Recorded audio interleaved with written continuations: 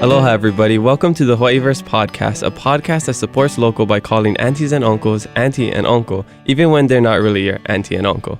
I'm your host, Kamaka Diaz, and before we introduce our guests, I want to give a shout out to Aloha Lacey on Instagram. She was the winner of our giveaway last week. She won over $100 worth of candies from Obachan and a CD and hat from our guest last episode, Kamaka Fernandez.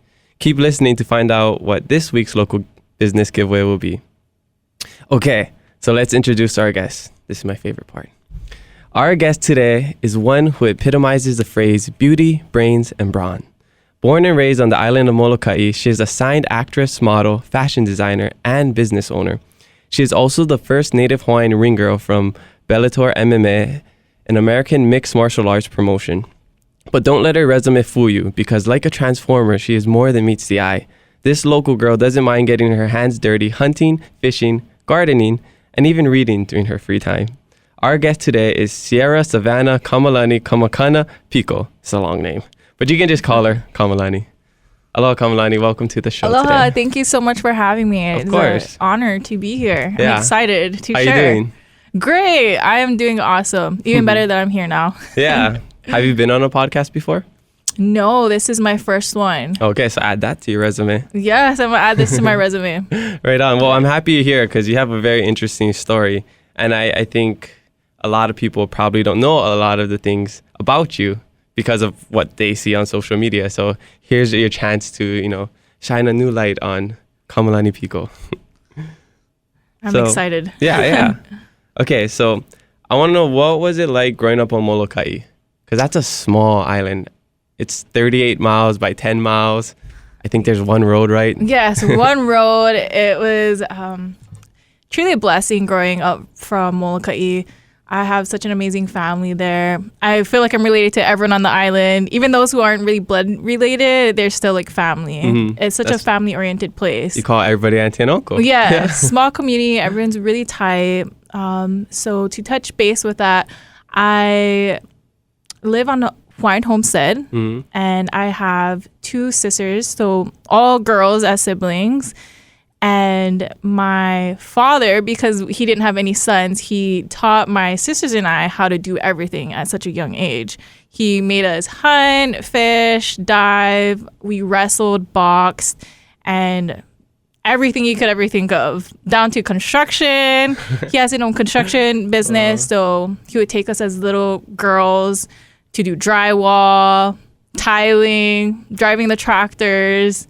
And it's crazy because people, like how he said, wouldn't really know by just looking at us from the outside, but more so of like who we are in the inside of our mind, heart, and everything else. Yeah, how you were raised, your values, everything. Yes, everything. Have you heard of the iceberg metaphor or the theory? I haven't. So it's like, I learned it when I was in the Peace Corps. It's where everything above the iceberg, like on the surface level, that's only 10%. So icebergs, 90% of it is beneath the surface level. So beneath is like your values, moral, ethics, all that stuff. And above it, just what you see on the surface, your looks, what you're doing. So you're kind of like an iceberg. Oh, yeah. That's what I'm saying. Yeah, really big iceberg. So much more to it. Yeah. That's super interesting because growing up in Hilo myself, it's a small town, small community. So I resonate with that, except you probably did a lot more things than I did. I played a lot more video games. You probably learned a lot more trade skills than I did. Yeah, I wish we had video games. We were lucky if we had internet. We barely had internet, even cable. No, sometimes we didn't have cable. We're always outside playing. Yeah.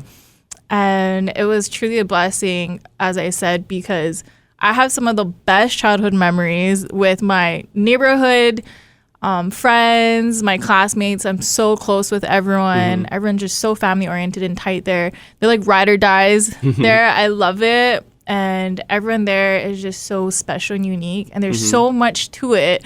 There's a lot of hidden gems on Molokai. And I hope one day, I have some things I'm working on to give back to my community that I'll be announcing soon. But it is to help people there, especially young youth, to follow their dreams and aspirations in life. Nice. Yes. So growing up there, you did all the things Molokai kids would do, I assume, right? That's a pretty normal Molokai lifestyle. Yes, definitely. Everyone hunts there, fish, dives. Everyone's so outdoors, and they're all big hunters, fishermen, very skillful people there. And I feel like also too, what a lot of people don't know about me, but I know I'm very idolized, and people really hype me up is, oh, like Kamalani, like she has all these hobbies, she does this, she does that, but little they know that, so all those hobbies that I have were actually, I grew up pretty hard. I had a really rough childhood growing up, so it was kind of like an outlet for me to cope with things. Yeah. And I would pick up a hobby and channel everything through positive ways.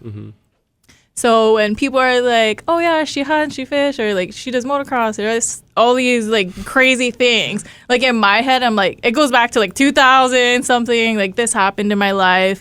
And I had like so many hardships growing up as a kid that I turned everything bad, or any losses, any setbacks or challenges, trials, tribulations, into something positive and something beautiful. Love that. And I think that's so important too, that I try to stress on to people and kids is like, no matter your situation, where you're from, what happens, even things you can't control, it's all the outcome of it and how you come back from it and what you do about it, more of your reaction to things. And I think it's just so common to with Hawaii. Like as small as it is, there's a lot of crazy things out there. Yeah. But I wouldn't change a single thing about my past, because it brought me to who I am today with everything happens for a reason. Yeah, with my ambition, everything's just so detailed about me, especially when it goes back to my business. Everything's so detailed in my life.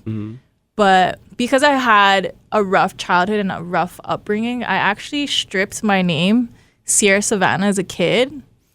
And I was actually a really troubled kid.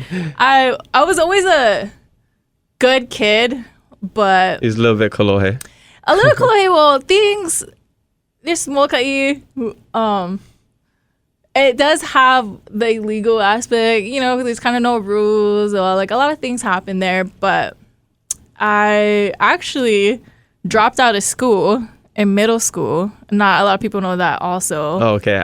That's way better than what I thought. I thought you were going to say you killed somebody. Oh, okay. No. Okay, but okay, yeah, cool. But I'm okay. There is like a lot of unsolved cases there.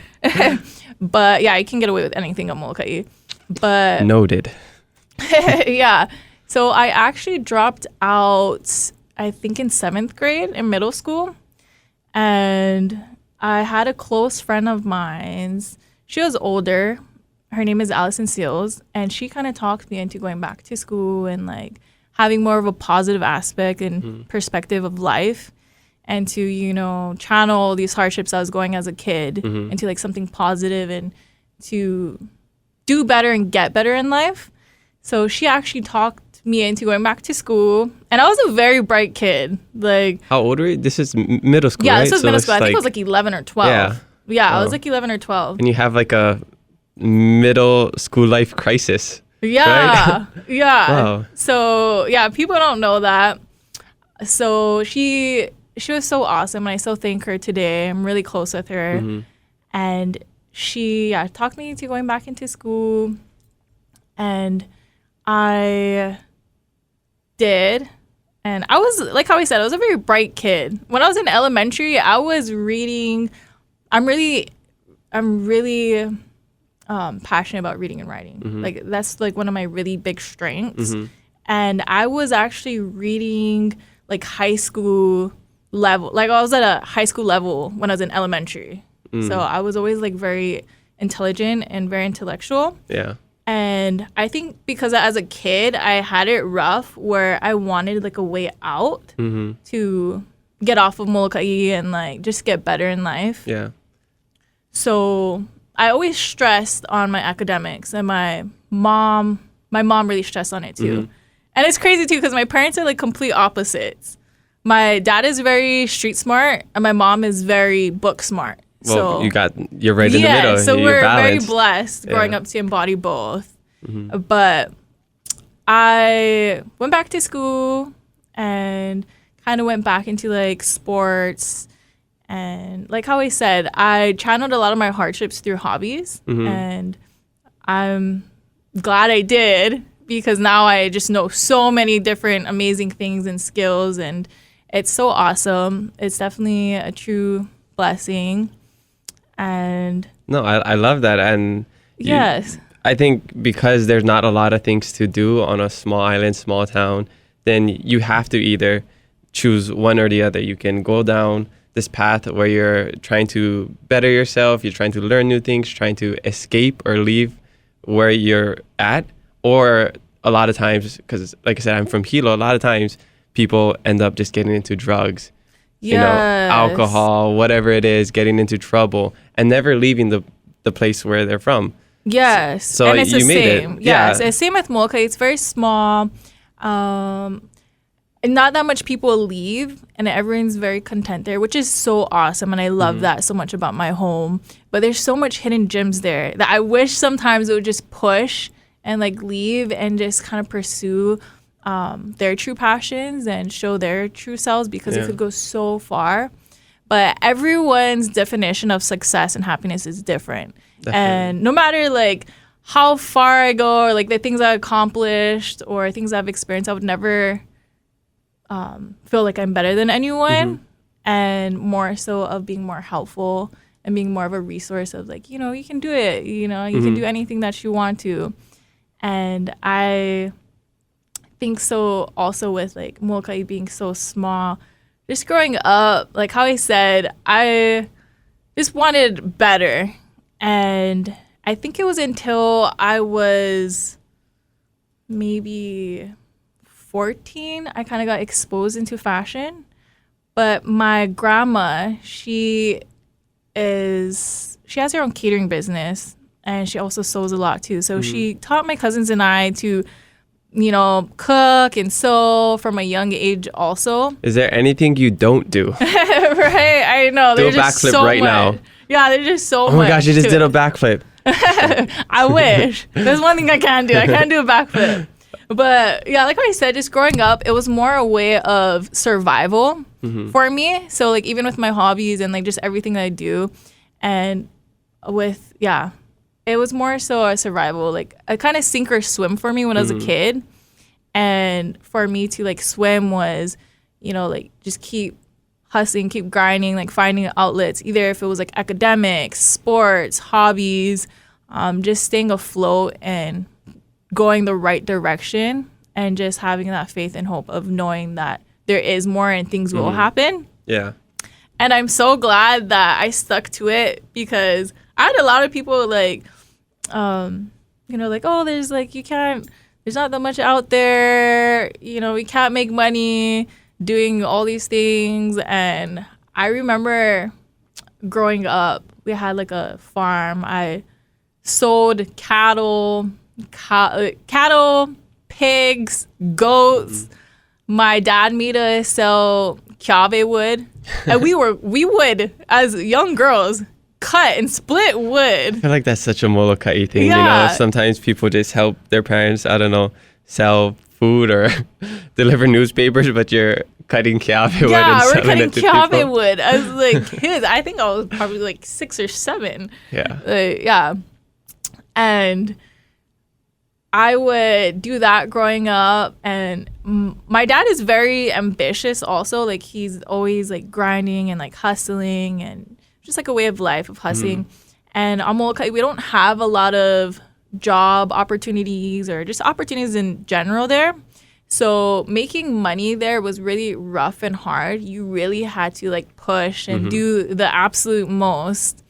But it also has its pros also, and that's why people like hunt and fish and farm and do all that, because we didn't really depend on the barge coming in, and which is cool because sometimes due to the weather, the barge wouldn't come in, and it's like you're going to the grocery store and the apocalypse happened and there's nothing on the shelves. And normal people would freak out, but on Molokai, we're like, oh, like, it's fine. The barge didn't come in. We're just going to go hunting. Yeah. Or, like, we're just going to, go in our garden. And that's the way it should be. Yeah, that's the olden ways. Yeah, it's that's like what very our old school. wanted. Yeah, very old school. You'll see, like, people riding their horses still. I see them going to the post office, like, checking their mail, grocery shopping. You'll see kids, like, on their four-wheelers, dirt bikes. So much fun growing up there. And at a young age, I didn't really understand everything. And my dad was always so hard on us. And we're like, oh, we have to work today. Or like, oh, we have to like farm. Like, oh, we got to feed the cattle, or we got to like do tiling or something, like something crazy. It was always something crazy every day. But it grew so much on us that now that I'm older, I can just like look at something and be like, oh, the trimming is off, or like something, it's really, yeah, like how he says, definitely a blessing being from Molokai and it just being so unique and just the core values and the morals there and just that outlook of life there. And because we don't have much there, we're very big-hearted people being from Molokai. And grateful for the small things. Yeah, we're very grateful people, very big-hearted. Everyone's so giving and selfless. People there will give you their shirt off their back. Yeah, I love that. They're so family-oriented. They'll take everyone in as their own family, and they're very nurturing people. Yeah. I tend to see that from smaller communities and just the way people live when they have to help out each other, look out for one another, is different than people in the city or, here on Oahu, So that's what I love about those small towns. And you can tell when people are from a small community too, because of the way that they carry themselves, the kindness that they show and all of that. So I really love that. I got to go to Molokai one day. Yes, you have to come. Yeah. And I think that's what a lot of people don't know too about me. They see me as like, some people see me so intimidating and so hard and so like rough and rugged and so like badass or boss. But like I have that side where it's like I'm so soft and I'm so loving. I'm so nurturing, selfless, like big-hearted. And it plays a big role from where I'm from. Yeah, and definitely. Just like how everything and how I got into fashion also, which is another crazy story. We'll get into that. Yeah, we will get into that. Yeah. It's just it's interesting how people kind of come to their own conclusions just from how they were raised, what they see on TV, what they grew up with.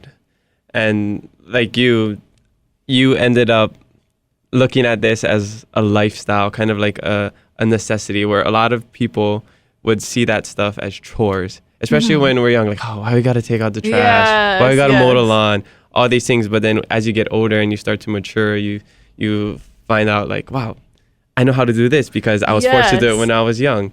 Like I'm like this because my father was a really hard worker.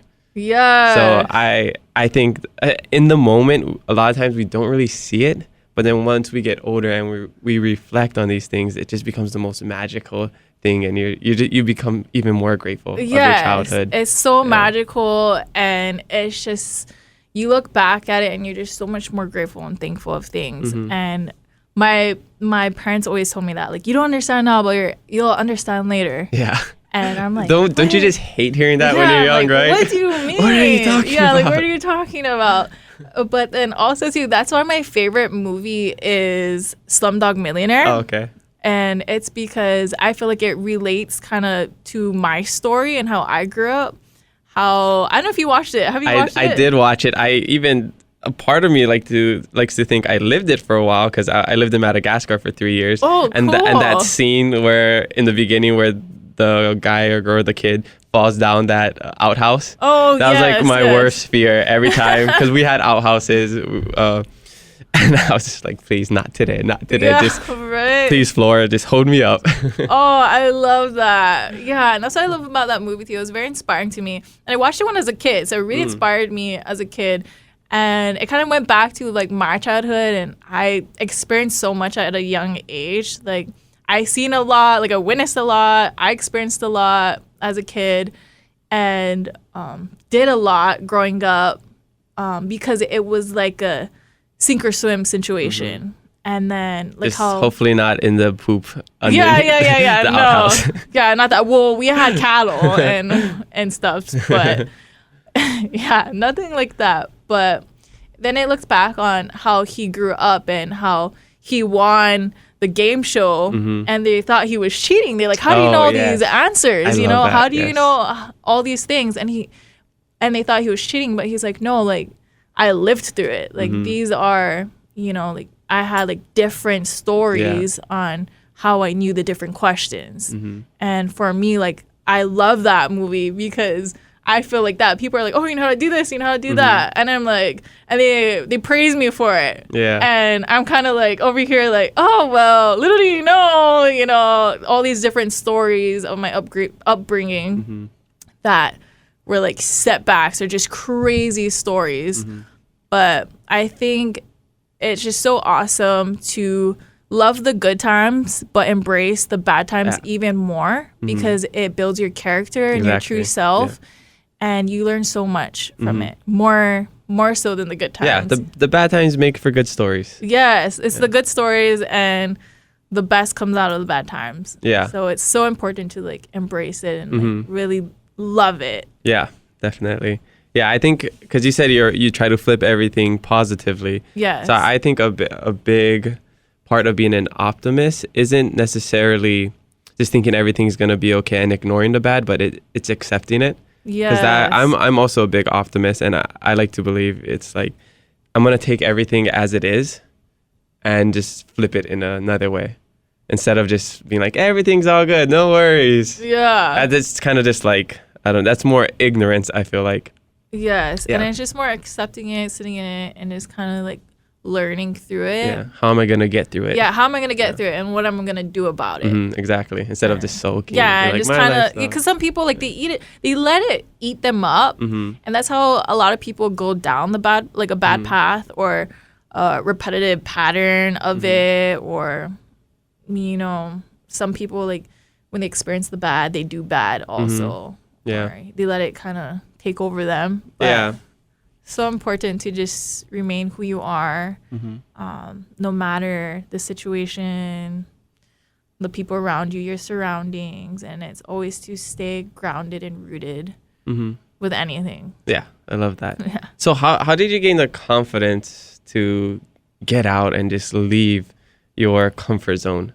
Because like we said, it's not a super common thing in people from Hawaii or, you know, small towns.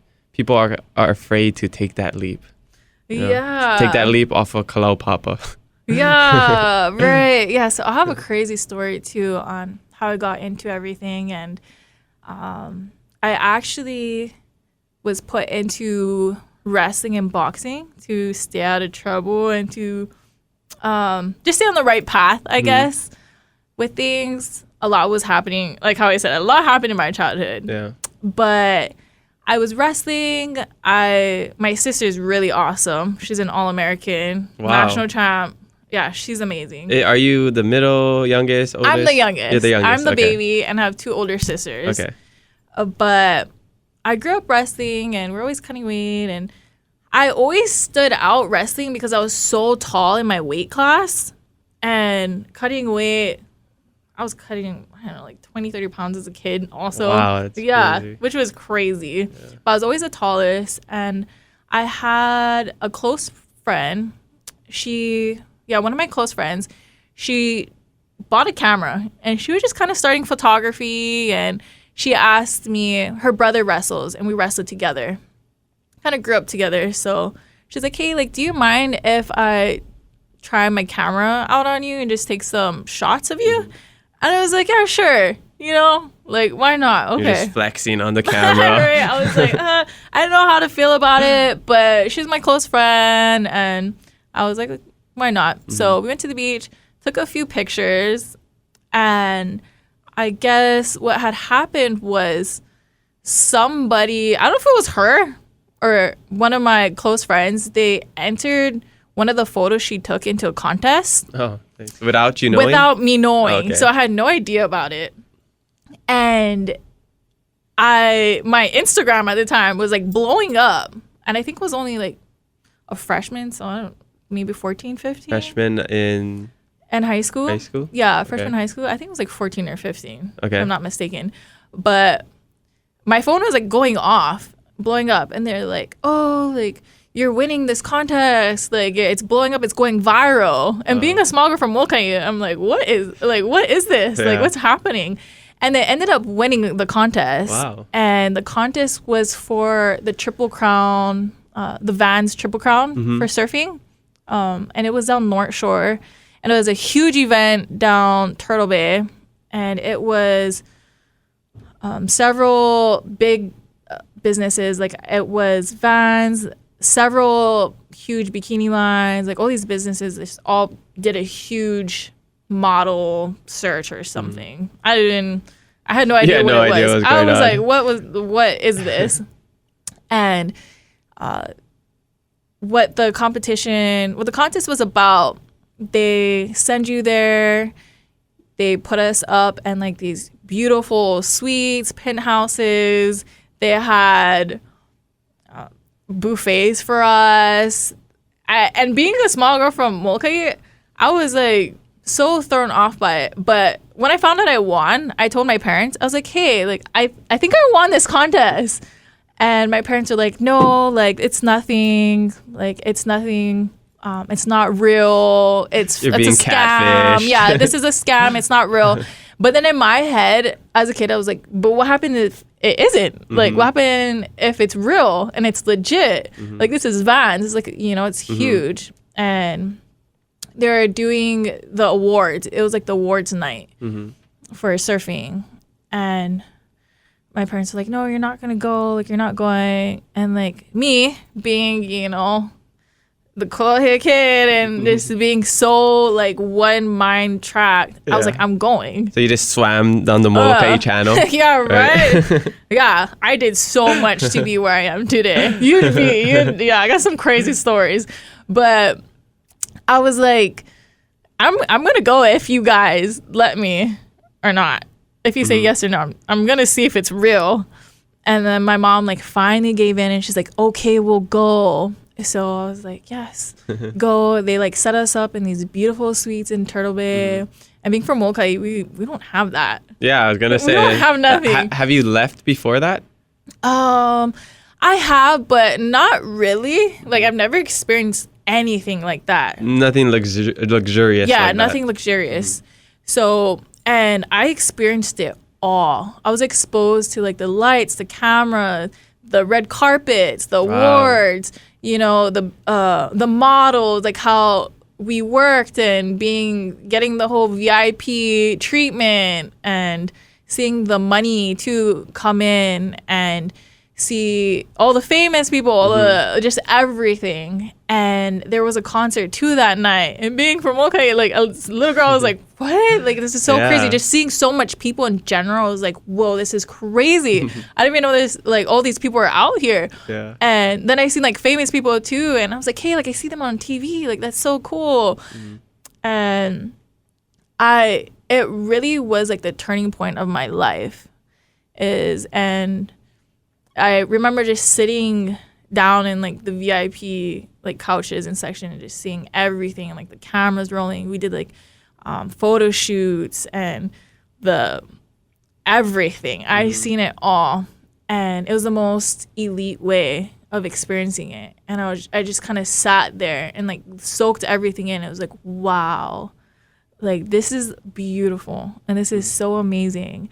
And then I thought like, I'm over here cutting kiawe wood, like doing all this crazy stuff. And I'm making more money just, taking photos. And it made me gain the confidence too, doing the shoots in the runway. And it was just kind of the hype and the energy.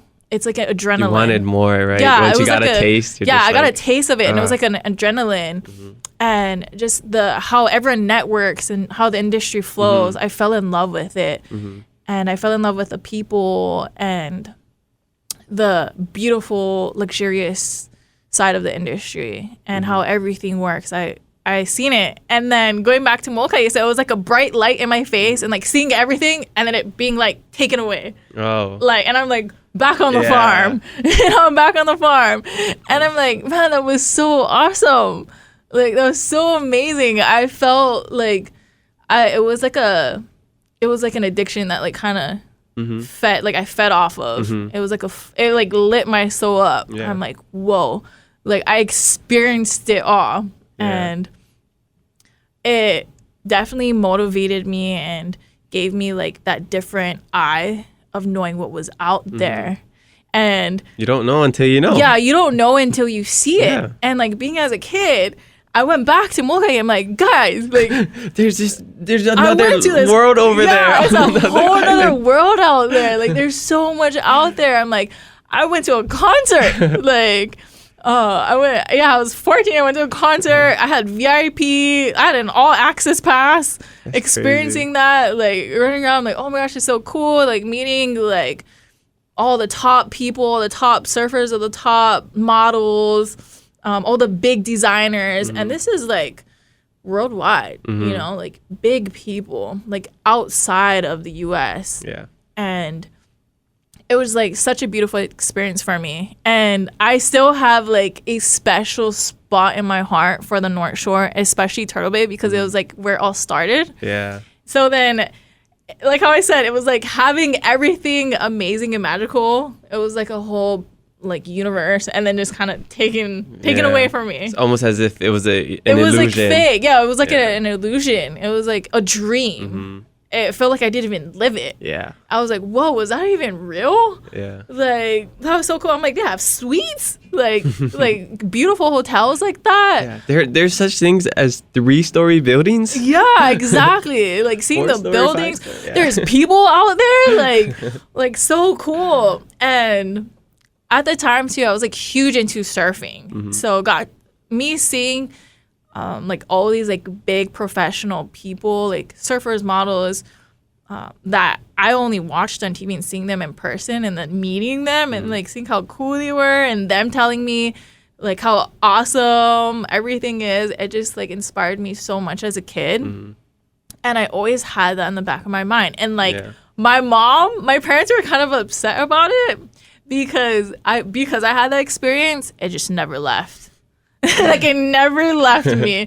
And I'm like such a determined person. So when I set my mind on something, I'm very like disciplined, very motivated, and I'm extremely ambitious. And I can tell. Yeah, my parents hate it because I'm like, oh, I have an idea or like something, and they're like, oh, what now?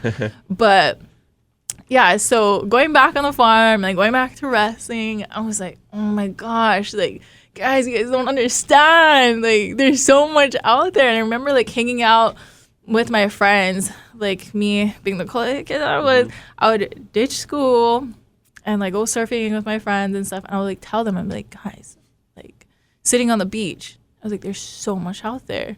Like, you know, I like this is the start of a good movie. Yeah, I'm like, there's so much out there, and they're like, no, there's not. Like, you know, they always thought it was so crazy, and I'm like, no, I know what I'm talking about. Like, I've seen it, and I'm like, there's so much out there. Like, you guys have to like come, or like you guys have to do it, or you know, and I always tell them that, and I would tell my parents. Oh, and then because I did that fashion show and all those photo shoots and stuff, I had people reaching out to me like, oh, we want you to do more things. We want you to do in our next show, our next fashion show, and I like tell my parents like they want me again, you know, they want me for this and that. And my parents are like, no, you're a kid, you know, you can't go. Like being from Molokai, they're like, you have to work.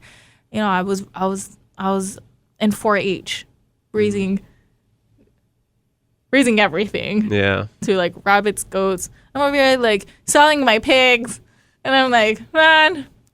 So what I would do was I would take all my money that I would make from cutting wood, selling pigs, and I was like working so hard.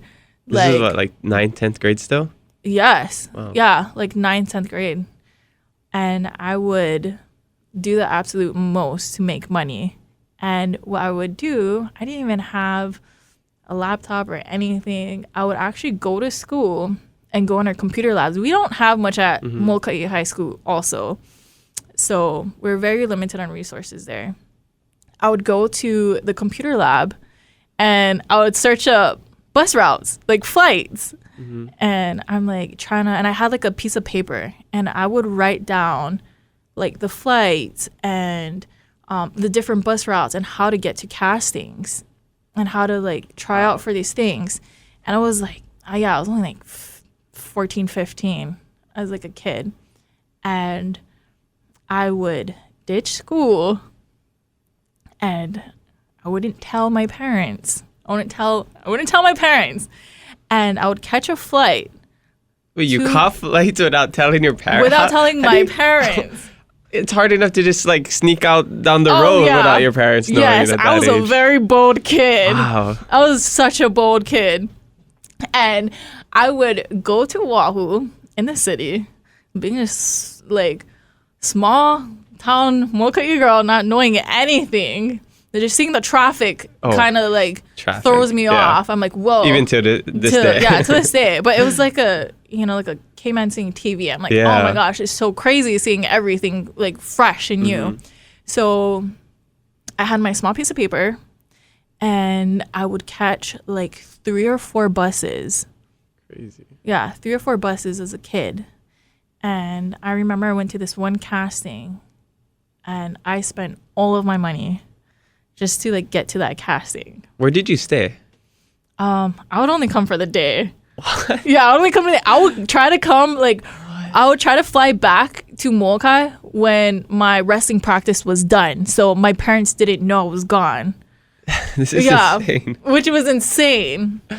But Can't imagine doing that as a 10th grader. Yeah. I didn't even want to go to Macy's by myself. Yeah. I was such a fearless, like bold kid. But it kind of goes back to my childhood of like why I'm so like, crazy like that. But I remember I went to this one casting and I like was so excited, so happy. I'm like, okay, like I made it. Yeah. And they didn't know who I was, but then they also didn't care who I was as a kid.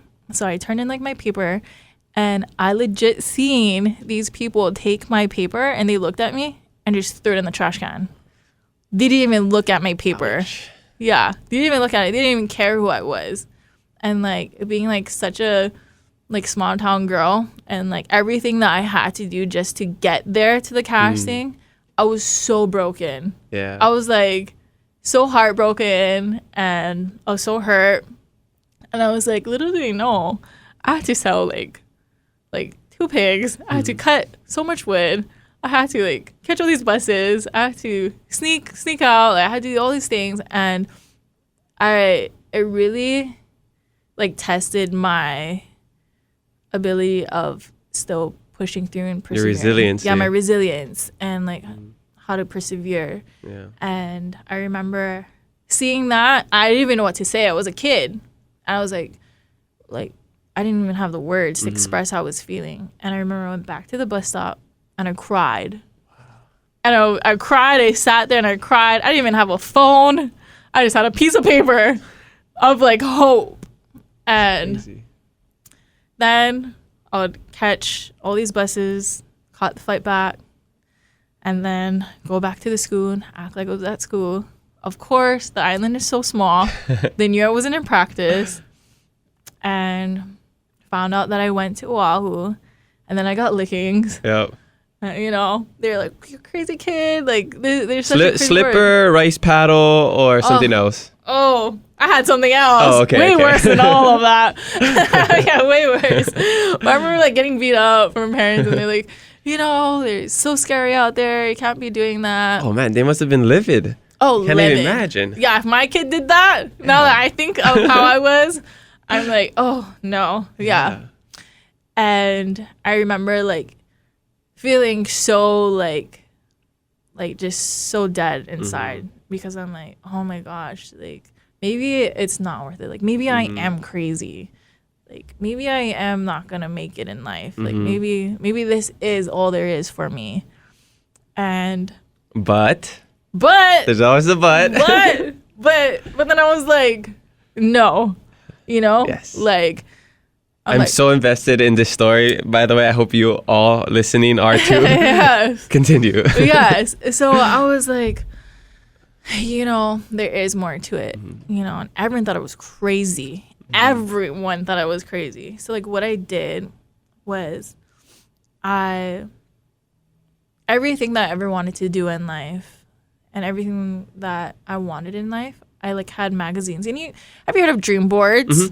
Yeah. Yeah. So what I did was I like all the money that I made, spent it all on magazines. And instead of a dream board, my room on Molokai, I had like my whole room, every like one wall, there was like no space, and it was just all photos of like everything I wanted to do, like down to like my dream dirt bike, my dream truck, like who I wanted to work with. Like, Was it a lifted Yoda? It was a lifted Yoda. And Definitely a local girl. yeah, I was lifted Yoda. I had a dirt bike on there. I had some of like my favorite clothing lines that I wanted to work with and who I have gotten to work with. I had Maniheli'i on my wall. I had Randy's awesome. Yes, I had Manaola on my wall. I had Kini Zamora on my wall. Gotta get one of them on the podcast too. Yes, and I had photos of all these pro surfers. I had a place too on the North Shore that I always wanted to work out at when I was a kid, and I have worked out there now. Congrats. Yeah, and so it's crazy how everything kind of connected. But I had like the Ruka gyms, like I had Ruka. I had just everything on my wall, and every day like I would just like wake up. Like I would spend so much in my room, and I was just so driven. And you know what? Even though that experience happened, I still did it. I was still making money, and I was still had one piece of paper and caught all those buses. You did it again? I did it again. I did it several times. This is very inspiring. Yes, I did it several times. At least, I can't even count. It came to a point where my mom was like, you know what? I'm going to go with you. Because you're going to do it no matter what. Yeah. With or without us. You're not going to listen to us. So, I know you're going to go. So, I'll go with you, and we just won't tell your dad. We won't tell your dad about it. I love it. So, my mom was a ride or die. Yeah. And she's still my ride or die. Shout out to mom. Yeah, shout out to my mom. Shout out to my mom. My dad's probably listening like, what? But I would then start skipping school and skipping my wrestling practices to pursue this small, crazy dream that I had as a kid. And I would do like fashion shows after fashion shows. And then I picked up the whole networking side of it. So then I was making connections and connecting with people and learning how to get more gigs and how everything worked in the industry, how you get signed, how just the whole layout and the foundation of the industry works as a kid. I was like very, very observant, and I am a Connecticut learner, so I can just see something and I'll pick it up like that by just observing. And I was like, you know what? Like, I'm gonna make it. I'm like, I'm gonna make money out of this. Like, I've seen it. I've done it as a kid when I was 14. Like, I can do this. I just have to figure it out. And like everyone else, you have to pay your dues. Some more than others, definitely. And I think that's why I'm so more grateful of it, because it's definitely humble beginnings. And very humble beginnings. Very humble beginnings. And then I graduated high school from Molokai High. And my sister and I, like how I said, we wrestled all through high school. And like growing up, I wrestled in club, and everyone was expecting me to go to school for wrestling, to pursue college wrestling. How did you do in states and all those I placed in state, so I placed third in states. Okay. Nice. Yeah, I placed third in states. I placed first in all the Pa'ani Kunoho tournaments. So I was very good. I'm not going to say I'm like, my sister is though. Yeah. But we were pretty good wrestlers. And everyone expected us to be like the double trouble, the Pico sisters. My sister excelled so much, and people were just like investing everything in me and me. Like, she's like the next prodigy. Yeah. She's gonna be the next big thing. She's gonna go to nationals, and I had this crazy dream of mine. So you stuck with your heart. I stuck with my heart, and I stuck with my passions and what fueled my fire in me. And what made me happy. And even though a lot of people couldn't understand it or see eye to eye with me, I like still stayed true to it and true to myself. And I was still grounded in what I wanted. And my parents were upset. Everyone was upset. They're like, how are you going to make money? You're not going to make money modeling. You're not going to make, there's no way you're going to do films. They're like, how crazy it is to do that? You know how much competition there is? Like, we're from Molokai. Like, you don't know anybody. Like, you don't know anything. Like, they're like, do you know the odds? There's so much, Screw the odds. Yeah. They're like, how much odds there are? Like, and I'm just like, just as a kid, like, when I was a kid, I'll figure it out. Yeah. I was like, I'll figure it out. I'll come up with a plan. And I'll do whatever it takes to figure it out. Yeah. And knowing you're true to your word. And like you said, you're very determined. Yes. So I can see just having that ability, that mindset at a young age definitely catapulted you to where you're at now. Yeah. At still a young age. Yes. Right? 25? Yes, 25. Yeah. Yeah, 25. And I was like, even though you guys can't see it, I can. And sometimes, with dreams, like, only you can see your dream. And only you can see your passion. I mean, only you can see your destination in life. And it's just up to you to really focus and, like, stay true to it and pursue it. And the first year I graduated from high school, I was crazy. I was, like, so fired up. Ready to take on the world. Yeah, I was ready to take on the world, and I didn't have a car at the time. I was still catching the bus, and I was going to college for fashion at HCC. Okay, so you moved to Oahu. Yeah, so I moved to Oahu. Went to community college, HCC. Loved it. I was taking fashion and business, and then I was working. I had a job at the time, and I was doing 3 photo shoots a day. Oh. Yeah, so I was like crazy. It was like schoolwork, 3 photo shoots, like every day. And I would be so tired, but I was just so fired up and just so determined. Like, I just didn't give up. And sooner than later, I had someone reach out to me. And it so happened to be the one casting that turned me down when I was a kid, but they didn't know who I was. Yeah, but you knew who they were. Yeah, I knew who they were, but they didn't know who I was. Yeah. And they reached out to me, and they're like, hey, Kamalani, like, we see your work everywhere. Like, we want you to be the star of our fashion show. We want you to be the face of our fashion show. We want you in our brochures. We want you on our screen, our promo videos. We want you on our banners. And for me, I was like, at first I was like, oh my gosh, these are the same people who made me cry when I was a kid and, like, almost broke me and almost, like, stopped me from pursuing my dream and caused so much pain, like, as a kid, of thinking, like, of giving up. Yeah, and you I wasn't weren't good worthy enough. Yeah. I wasn't worthy. But I was kind of more stepping back and be like, wow, like, what a great feeling. And I was like, I accept and I would love. You didn't turn them down? You thought about it? Yeah. I feel that everyone has to pay their dues, and you can't just walk in.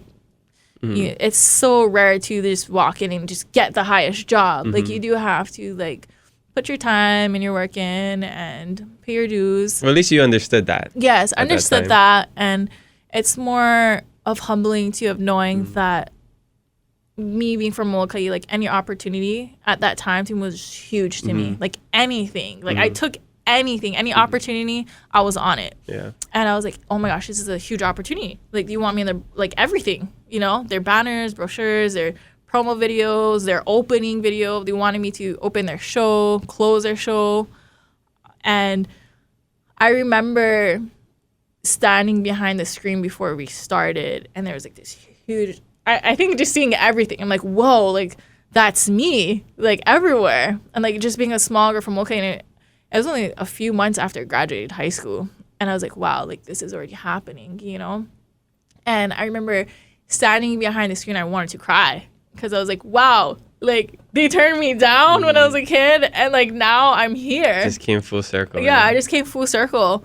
And it was literally like the come up. Yeah. And I was so grateful and appreciative of just everything. And it was just such a beautiful experience for me. And that was also a turning point of my life, of knowing to never give up and to keep pushing, and to, no matter, you know, the setbacks, the comments, or just anything, it's all possible to do, and to just keep going. Yeah. And not looking back, and just stay true to yourself, and to keep going. And it was like such an amazing moment for me. And from that, my career spiked off. Like it just, and I'm so glad I did it. I was gonna say that was like the catalyst. Yeah, and it gave me so much exposure, because all of the big designers were there. They had like Kini Zamora and all these other big influential designers, and even huge models there. Like everyone was there in fashion, and it helped me with my next move. And like how I remember I mentioned to you earlier, like even at the top of the mountain, it's the bottom of a new one. Yeah, I love that. Yes. So from there, I got asked to get signed by an agency, and I got asked to join this open casting, actually, and it was with all the different agencies in Hawaii. And they had agencies from New York, LA, and it was like a model call. And I got invited to go. So I was like, I'm going to check it out. Like that was like my next big step. I was like, I want to get signed, because I was freelancing. And then I'm like, okay, like this is how you got to do it. Like all the steps on like how to excel, and like just all the, you know, the levels up. I met with every single one of them, and I got asked to sign with all. But there's this one agency that stood out to me, and it was Bliss. And that's who you're with right Yes, and that's who I'm still currently with. And her name is Lashana Downey. And I spoke with her, and we're kind of on the same boat. We're both starting, and she just started her agency. So she was still new, and I was new. And she's like, you know, we'll invest in each other, and we'll help each other grow. Yeah. You know, I got you, you got me, and we'll build together. And I loved her spark, and it reminded me of my spark. So we had that flame in each other.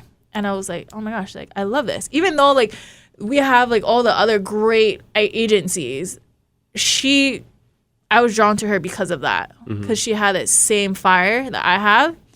And she believed in me. I felt the most. And I was like, you know, I'm like, okay, like I believe in you too. Like, let's do this. And which is amazing, because my first job she got me was for MTV. Oh, what? Yeah, she got me MTV. Like an acting job? Yeah, it was an acting job for a music video. Oh, cool. Yeah, so it was a music video. Cool. And then my next one she got me was Fashion Week.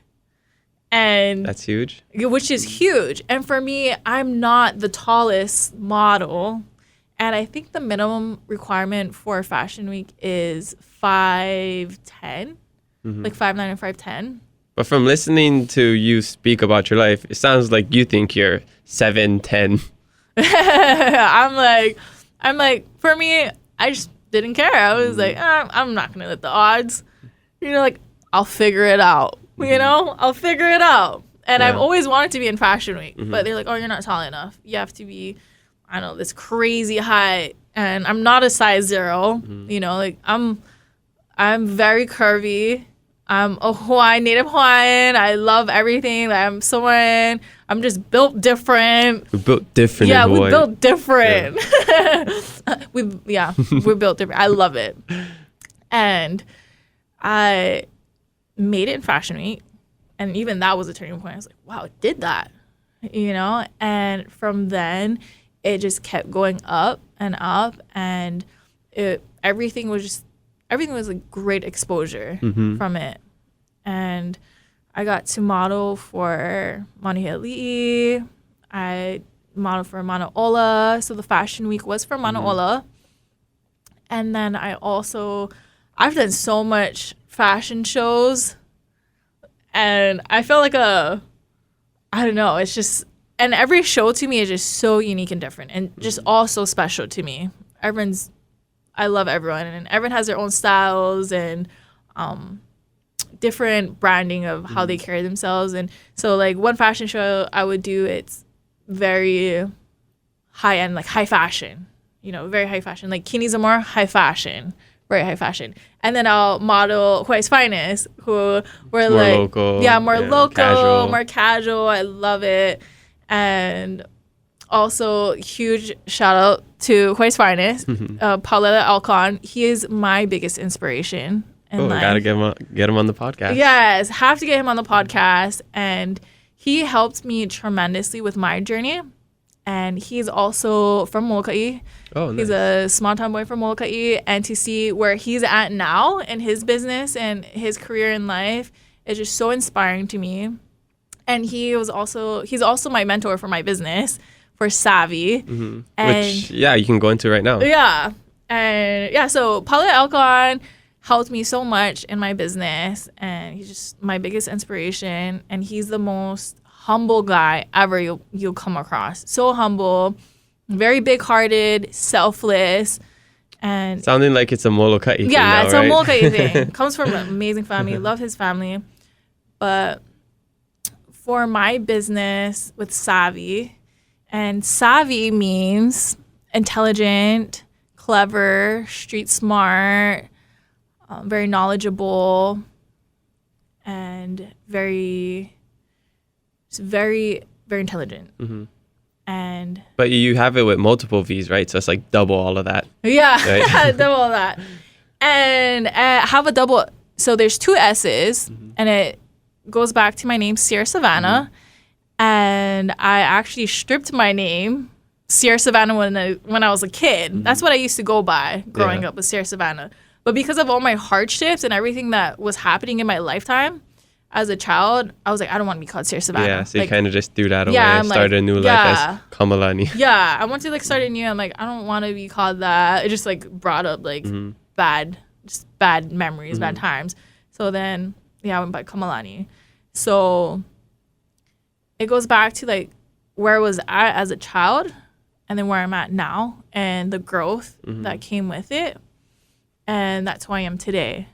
Awesome. And how I am very knowledgeable of all these hobbies, all these sports, and being blessed to embody both. In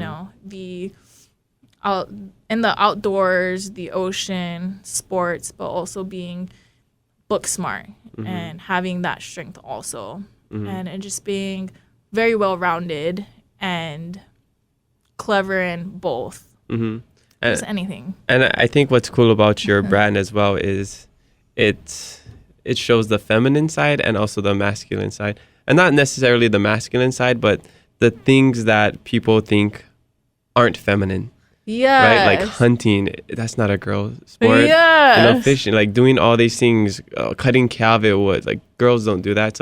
So to me, your business and what was a big reason I wanted to get you on the podcast, because I saw it as breaking down gender norms, gender roles.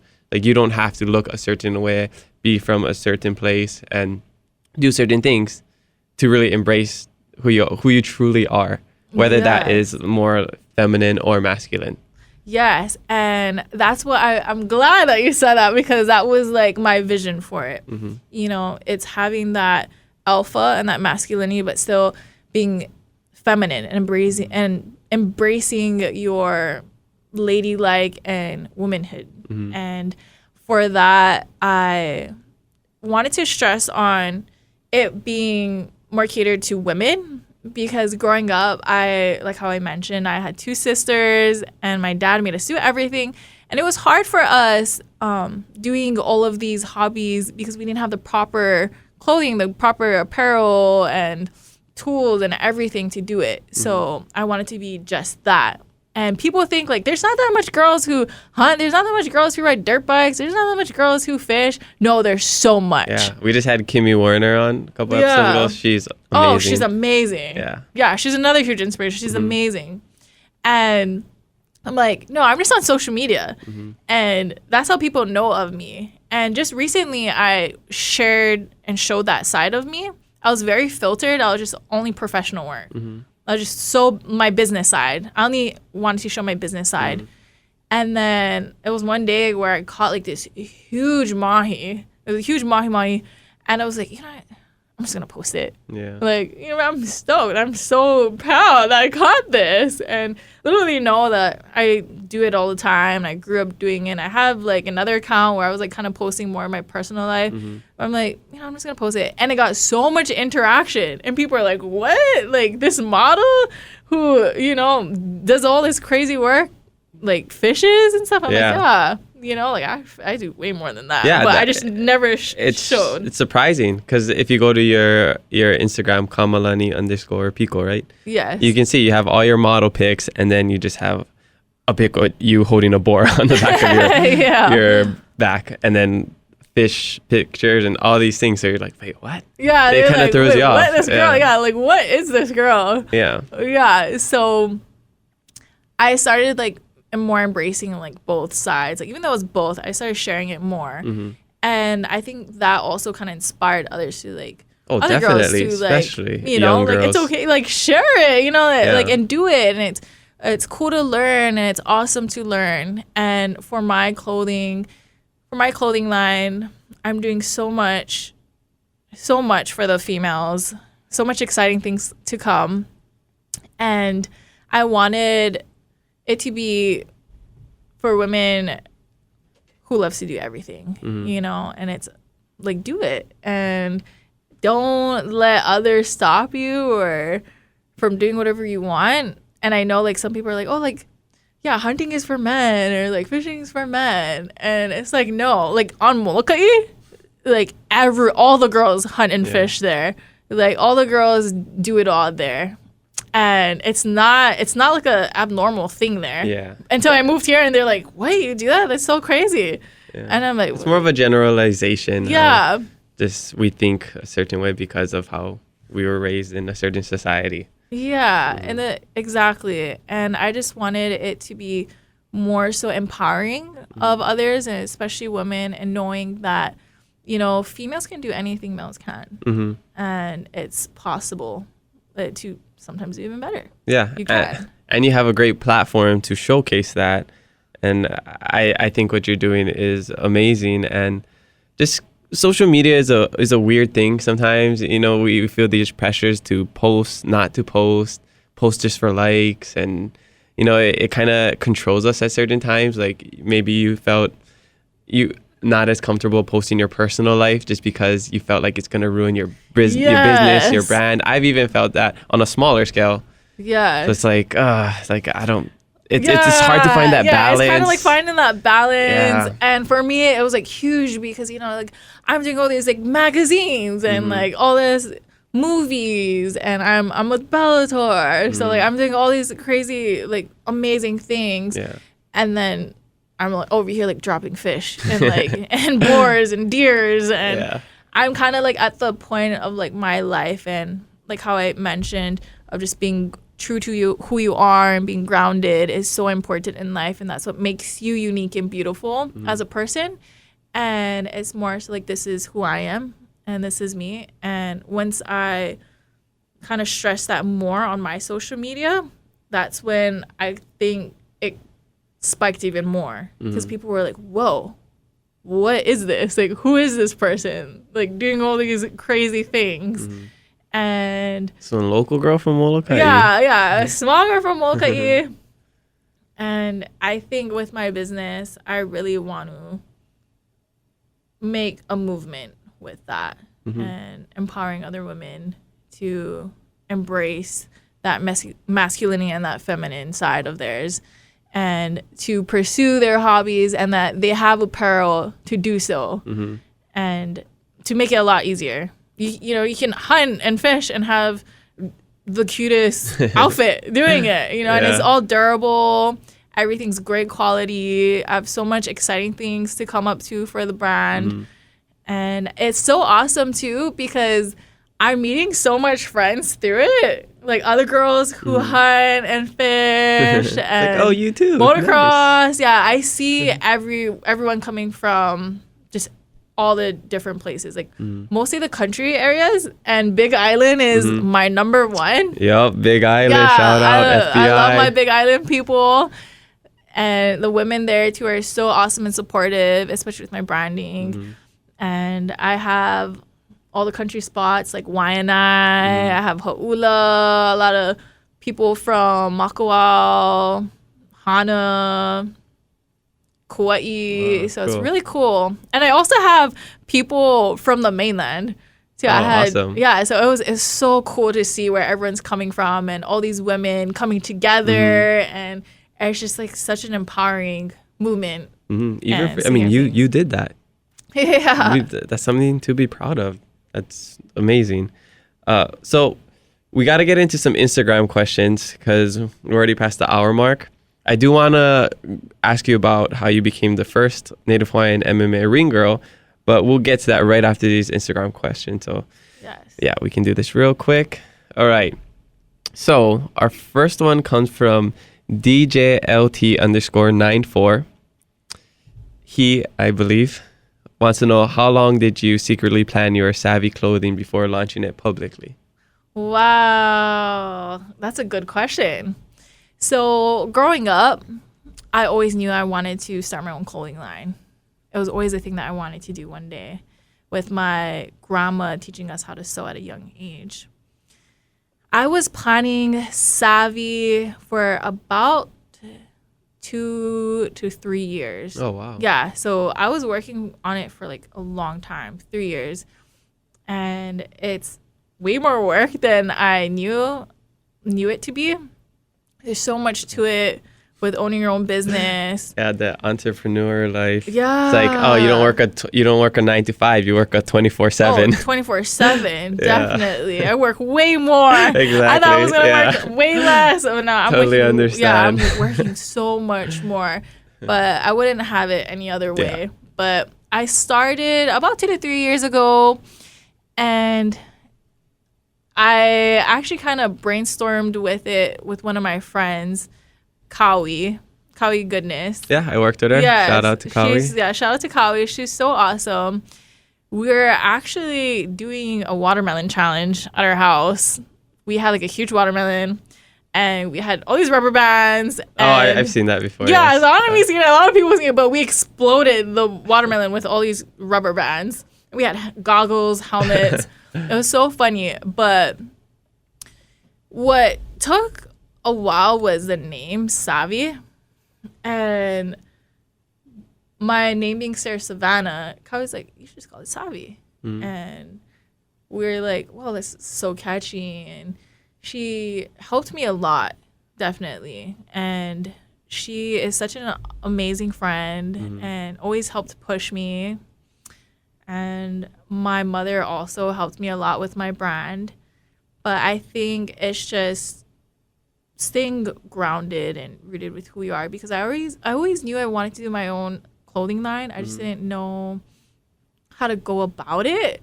So like I said, I figured it out. I had Paulele Alcon helping me behind the scenes. I would go over to his place, have meetings. I told him my whole dream of Savvy. So he knows everything that's to come from before I had my first clothing piece made. And he helped me down to my vision of it and my manufacturers and how to do business and how much to order, and just his thoughts of being a successful business owner of his own. And just having him on my side through it was made a tremendous relief. And that's something about Pale Alcon too. He's just so giving, and he's an open book, and he wants everyone to excel. He's like such an amazing person. But about 2 to 3 years, and it's finally here. And congrats. I launched it on my birthday. I did like a little teaser, and I actually had it ready 2 months prior. I was just waiting for my birthday to announce it. Okay, cool. Yeah, so far it's been doing great. I've sold out a couple times. Nice. You're gonna have some pop-ups as well. Yes, right? and that's another exciting thing coming up. I haven't announced it yet, but I'm announcing it on here. I am doing a pop-up exclusively on the Hawaiiverse podcast. Here. Yes, I'm doing a pop-up this Saturday at Kamakana at Ocean Creations. And Ocean Creations, Haley Tallet, she's one of my best friends also, and she just opened her own jewelry store recently. So I'll be popping up there with my other good friend Rave Wood.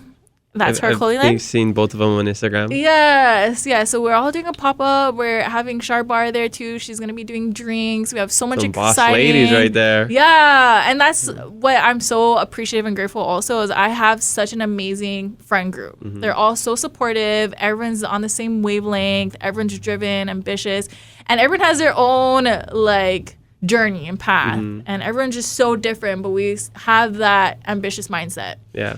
And Raven is gonna be dropping a few new sets. I have a new windbreaker coming out. Okay, check it out. And I haven't announced it yet, so I'm announcing it all on here. I haven't posted it yet, but I have a black windbreaker coming out for Black Friday. Oh, nice. And it's limited only, and I'm not doing any restocking on it. So what's out will be out, and that will be it.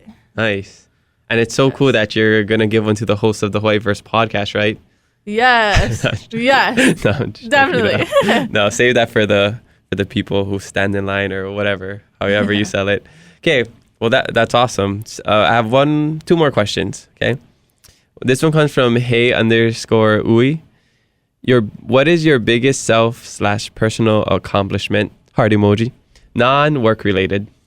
Non-work related. I would have to say my biggest accomplishment, non-work related, would have to be the ability to be resilient. And being resilient in all situations. It doesn't matter where you come from, what you have, who you're surrounded by, any situations, any setbacks, losses, heartbreaks, anything, is to be resilient and to keep pushing, either if it's a business, a sport, just anything in general, whatever sets your soul on fire. Don't let anyone tell you anything different. Don't let anything stop you, and just being resilient and keep going. Love that. Yes. Beautiful. Awesome. Okay, last one comes from Keolu Ramos. He wants to know, is hunting a sport or a hobby? Hunting, I would have to say it's not a sport or a hobby. It's more, I grew up of it being more of a sustainable thing. Lifestyle. So it's more of a lifestyle. And we were taught growing up to only take what you need. And it was more of a survival way of living. And like how I said, sometimes we didn't have food coming in on the barge and all the shelves are empty, but we don't panic. Like, oh, we can just go outside. No panic. Yeah. Go organic. Yes. So it was more of a way of being sustainable and living off the land and not having to depend on anyone or anything. And it was a hobby. It also was a hobby. It's a lot of fun. I grew up doing it with my dad. He would take me since I was like 4 or 5 hunting, and I fell in love with it since. And my dad is pretty hard.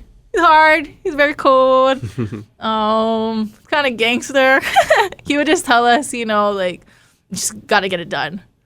Just pull the trigger. Pull the trigger or just stab it. Yeah. And just being like little girls. The kids were like, what do you mean? He was just like, you just got to do it. So now it's kind of in our mentality of like a switch of how to turn it off and on. But it's not like we're doing it for sport where we want to kill everything or, you know, we're trophy hunters. It's more so providing for our families and our community and our loved ones. Okay, cool. So for you, it's more of a lifestyle and more of a sustainable way of living. Yes. but it could be a hobby or a sport depending on the person. Yeah. Yeah. Okay. I feel like your dad's probably one of those guys that just loves scaring guys. So I feel like you're probably really nervous to bring home guys to your dad. Definitely. You and your sisters. Yes. He sounds really scary. Yeah, he was like the scary holding one. a gun or something. Oh, yeah. No, I have a story about that. Yeah, Okay. my first boyfriend, he hated him. He like pulled a gun and everything and was like, if I see you around my daughter, I will shoot you. Like, watch out, guys. but he's a soft, he's a teddy bear deep down. Yeah, but definitely having all girls, he had to be. Yeah. But you guys could handle yourself, you know, yes. wrestling and with wrestling, boxing, all these other things, and knowing how to use a gun. He always like taught us how to like know self-defense and just being females and just knowing to be smart about situations. But he stressed on us to be sustainable and farm and how to hunt and fish and very awesome. Super awesome. Love it. Okay, so we're coming to the end of the podcast. So as always, I like to do a local business shout out. And when the episode releases on Wednesday, we do a giveaway. So this week's giveaway is going to be with Simply Sisters, their lifestyle brand for men and women founded in 2011 in Hilo. All the fabrics are hand printed and hand screened, so no two hand painted designs are alike. Auntie Gina, she's super awesome. You worked with her. You actually Love have her. A dress named after Yes, you with Simply Sisters. I love Simply Sisters. Yeah, so shout out to Auntie Gina and Simply Sisters. Shout out to Auntie Brenda. That's my auntie. She works with her. Shout out to Auntie Gina. Love Auntie Gina. And so the giveaway is going to be a Pua Kenny Kenny cooler. It's in Hilo right now. I'm going there for Thanksgiving, so I'm gonna get it and hand deliver it to whoever wins our giveaway. And then we got a gift for you as well. She's going to give you a pareo. Oh, So love I'll bring it that. back from Hilo and I'll hand it to you. So sweet. I love Auntie Gina. Cool. So before we end, I want to know about your journey to MMA. Not as a fighter, but as a ring girl. As a ring girl. The first native Hawaiian ring girl. That's so cool. So cool. And it's another crazy story. So I was actually... Do you have any normal stories? No, I don't. I don't. So how I got into Bellator MMA as a ring girl, I was actually hunting. I was hunting that morning. I was like high up Mauka in the mountains, hunting for deer, and I got a call. And I remember like being in the bushes and like, hey, like, this is Rich Chu. We're calling from Bellator MMA. You were recommended by someone to be one of our ring girls, and we'd love you to come in and sign some contracts and work for us. And I'm in the mountains, and I'm all muddy. I look crazy. You want me? Yeah. Can they even see me? Yeah, exactly. And I'm like over there, like on the phone, like I don't even have cell phone. Like I don't even have cell service. Yeah. Yeah, I don't even have reception. So I was like, am I hearing this right? I'm like, huh? I could barely hear. I'm like, oh, okay. Like, I'm like, I didn't even know if it was real. And I feel like it was like that for so many opportunities. It's kind of surreal. I'm like, it's crazy. But well, you put out good, so you attract a lot. I think that's a big part of it. Yeah, definitely. So I was actually recommended by someone, and they reached out to me. Usually you have to try out to be a ring girl, and I was very fortunate to have someone recommend me. And then... Was it Ariane Celeste or Brittany Palmer? They're the UFC ring girls. Yeah, right? I love them. They got competition now, watch out. Yeah. And I told my parents, and they're like, is that real? And I'm like, I don't know, I'm going to find out. I'll find out. I'll figure it out. Ended up catching the next plane out to Oahu, met with them, signed the contracts. They gave me the whole layout of everything, the whole just everything.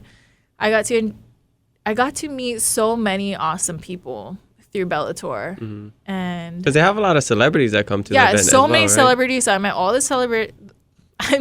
of the celebrities, and I also met Curtis, 50 Cent. Oh, okay. Which is like really Curtis cool. Blades? Yeah, I'm pretty sure he's in UFC. His name is Curtis. Yeah, Oh, 50 50 Cent. Wow, yeah, I crazy. met 50 Cent. So 50 Cent sponsors Bellator. Oh, right on. Yeah. Awesome. So I got to meet him. I got to meet so much other influential people from Hawaii. Yeah. Oh, Ilima. Yes, Ilima. Ilima's shout out to Ilima. Gotta get her on the podcast. So many people I gotta get on this podcast. I love Ilima so much. She's my favorite fighter. She kills it, and she's such a sweetheart. She's so down to earth, and she also has a very, very cool story of how she got into. Yeah. Okay. We definitely need to get her on. Yeah, we have to get her on, and it's been such an amazing journey with Bellator. They're very family oriented, also. And being the first Hawaii girl, Native Hawaiian, it was such a beautiful feeling also. Oh, it's amazing. Yeah, amazing feeling. I love hearing stories like that. Yeah, amazing feeling. And just being like a small girl from Molokai, running around, catching these buses, catching planes, cutting kiawe wood and chasing this crazy dream, and then landing something huge like Bellator MMA was just so humbling and just so amazing and such a beautiful feeling for me. And the come up from it is like what I appreciate the most, is the journey. And now it's worldwide, it's everywhere. I met all the cool fighters. We have so much talented people from Hawaii, so much amazing fighters out here, and it's so awesome too because I'm able to give back as well. I have so much great sponsors out here, and one of them is Hybrid House, and they're out in Kailua with Kaleo Kwan, and he picked me up before I was anybody when I first moved out here, and he's like, hey, yeah, you can train. Like, I know his kids, and I wrestled and wanted and boxed, so like, yeah, you can come train, and took me in when I first moved here. And then when I got into Bellator, it was cool because I went to the tryouts and I know all the top people, and they're like all my good friends, you know? And it was cool for me to just mention to them, like, oh, like that fighter's really good, coming, and it's like people from my club, and trying to put them on and helping them get into Bellator. And that's what it's all about. Yeah, and it's kind of like full circles, and, they're like, we had like a table, and BJ Penn was there also. He's in also. I want to get him on the podcast as well. Hilo. Very Hilo good. boy. Yeah, Hilo boy, also very influential and a legend.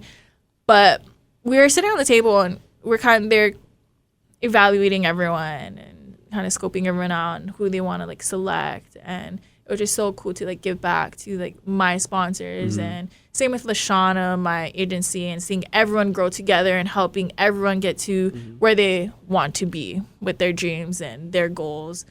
And it's so beautiful with all my sponsors, because even with my number one sponsor, Salon Kit with Kitlu, he did my hair, I think like back in 2015.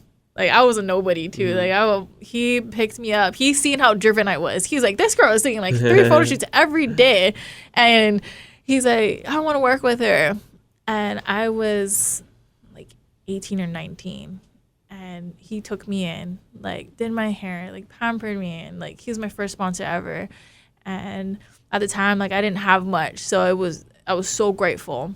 And then now with me growing, and I like help him out, and we both put each other on, and it's with all my sponsors. And I'm so blessed to have so many that help me to be where I am today. And just to mention a few of them, I don't want to miss any, but I also have Loco Coco. She's really awesome. She does like a bunch of beautician beauty work. And I have Brows by Lyric, and she's on Maui. And her business on Maui, I believe, is called Ink and Beauty. But Brows by Lyric, she's really awesome. I have Kristen Wood Lashes, who picks me up too. I have a whole beauty team. Yes, I have Kristen Wood Lashes, Loco Coco, I have Freedom Laser, I have Hybrid House. I also have Glute University with Coach Kunia. He helps me get in shape. Yeah. Helps me so much with my photo shoots. And he's like therapy sessions too. He helps me with everything. He's so awesome. I have such a great support team. Yeah. And got an army. Yeah, I have an you. army. Yeah, I have so many, and I'm just so blessed and fortunate to have them. Just being a small island girl from Molokai, and then having like all these people from everywhere down to like Maui and everyone on Oahu, and they have their own stories, and they're so ambitious and driven people also. So it's really cool to see everyone grow together, and we all support each other and help everyone get put on. Yeah. So awesome. That's what it's all about, like elevating each other. Yes, and elevating each other, helping each other grow in this community. That's what Hawaiiverse is all about, you know. That's what Hawaii's about. And I have to stress on that too, because I know a lot of people tend to forget who helped them from the beginning. Oh, if they shouldn't. And who was really there. And for me, I really stay loyal, like no matter. Loyal to the soil. Yeah, loyal to the soil. Loyal to the Molokai soil. And yeah, I'm so blessed to have a whole team to help me to get ready for my photo shoots, get ready for Bellator, just life in general. For like my lashes, I just wake up and Kristen Wood, I'm like, oh my gosh, thank you so much. I don't have to do my makeup. I have just so many, and they help me tremendously. And I have another, I just picked up a new sponsor, and her name is Shannon, and she has her own shop too, and she does lip blush and a bunch of other beauty stuff too. Cool. And she's amazing. Dang, I feel like I gotta shout out people. Shout out to Bronson, my barber, Blends by Bronze. Yeah, right. I think that's I have so much. I think shout out to Water for cleaning my face in the morning. Right. I don't really have much. Yeah, I have so much sponsors. I have to make sure I put everyone on, and I'm not forgetting about anyone. Yeah. Well, hopefully we get some sponsors on the Hawaiiverse podcast. Yeah, reach out we to will. us. We'll get some. We'll get some awesome sponsors out here, and I'm excited for everyone, even with you and the podcast. Wow. So awesome, and looking forward to everyone's journey. Awesome. Likewise. Okay, so we're pretty much at the end of the podcast. I think we reached our limit already, but I just want to know, we can kind of combine these two questions. So what is your goal for the future / how do you want to be remembered? So my goal for the future, I have so much, but just to mention a few goals that I have, I do want to open my own store for Savvy. And I have a few other things that I'm working on regarding giving back to my community that I'll be announcing shortly. But I want to be able to give back as much as possible. And that's one of my main goals. And I also want to open up a coffee shop. Oh, nice. Yeah. Are you a big coffee drinker? Yes, I'm huge with coffee. I guess that makes sense because I don't think you ever sleep, huh? Oh, yeah. I don't sleep. I'm so busy, and I love coffee, and I love gardening. So I'm mixing, even with my cafe that I want to open, I'm mixing my other side of me. So my feminine side will be kind of tied into that. Like my gardening, my reading, and everything will be detailed also. But still have like that touch of Molokai in it. And I'm been working on it. So that's also something to mention. But that's a huge goal that I have right now. And also publishing a few books of my own. Oh, nice. Yes, that's another big goal that I have. That's a huge goal. Huge takes goal. A lot of work. Yeah, a lot of work. That's a goal that I have. Another one would be another goal would be I really want to do an art show or open like an art gallery also because I love painting. Okay. So that's another crazy one. Cool. But well, knowing you and from what you've already accomplished, I'm sure you're going to reach all of those goals within the next year. Yes, Or two, hopefully. or three, Yes, I don't know. Yes, definitely. Yeah. And when I do, I'll be back. Yeah, definitely. We'll talk We'll about do some more giveaways. the come up after the come up. Yeah, the come up Yeah. after the come up. And I'll be doing a bunch of giveaways Right also on. with you. Awesome. Super cool. So how do you want to be remembered after all this is said and done? I want to be remembered as a person who is very resilient, and like how I mentioned with a story, like a crazy story, and I want to really touch those who've had crazy stories also, the upbringing, and it doesn't matter where you're from, the resources, and not having not having a lot of opportunities, just any situation that you're able to become a someone, and you are who you are, and you have to embrace it and be just that. And I feel that when people really believe in themselves and they're very in tune with their passions and their dreams and aspirations, they excel even more. And everyone can do that. And I want to be remembered as someone who's very loving. I think it's more so my heart and my mind and my soul.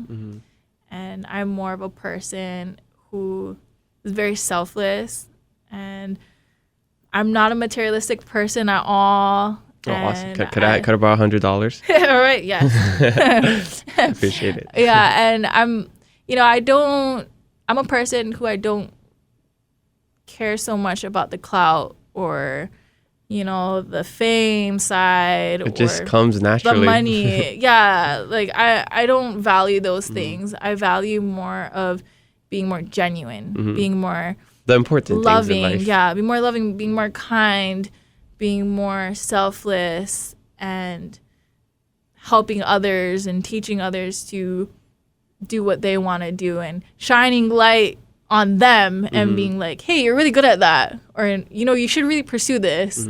You go so far, and more so of giving back and having heart. And I think a lot of people in this industry or just in life, the industry can be kind of hard and greedy. Like I know, like LA, it's really crazy to meet genuine people. Yeah, or that's what I hear. Good. And I feel that when you're genuine and you have a heart, everything else comes after. And for me, I really stress on making sure I'm a somebody in my own home first before I'm anybody outside. So I value family. I value people. I value memories and moments, because I feel like those are things that will last forever. And more so, money comes and goes, but people don't. Memories don't. So it's being present in the moment. Life is so short. So give it all you got and be kind. Yes. And just be the helping hand to someone, because like how I mentioned in the podcast, things come full circle and things come back. And it's just remaining true to who you are and being grounded. And for me, I just want to be remembered as Kamalani, being the big-hearted, loving, kind person. Yeah. I love that. That's beautiful. And it's a good way to end the podcast. Yes. Yeah. Thank you so much for having me. No problem. Mahalo for sharing your story and for coming on the podcast today. It doesn't matter where you're from. All that matters is where you're going. Yeah, it's and you're where going to a lot of places. Yeah. So mahalo. So where can we find you? What are your socials? You can find me Instagram at Kamalani_Pico. And my business is Savvy, SSAVVY.co. And I'm sure we'll have the links somewhere. But those are my socials. But most of my socials are under Kamalani_Pico. Okay, right on. Go check her out. Show her some love. Buy some of her clothes and support local. So yeah, support local. Yeah. Mahalo Kamalani for joining us today on the Hawaiiverse podcast. Check out Hawaiiverse.com, the best place to support local. Spread aloha, be kind to one another, and mahalo for listening to us today. New episodes every Wednesday, so make sure you follow us and leave a review. I'll love you forever. I'm your host, Kamaka, and you'll hear me next time on the Hawaiiverse podcast. Ahui ho. Ahui ho.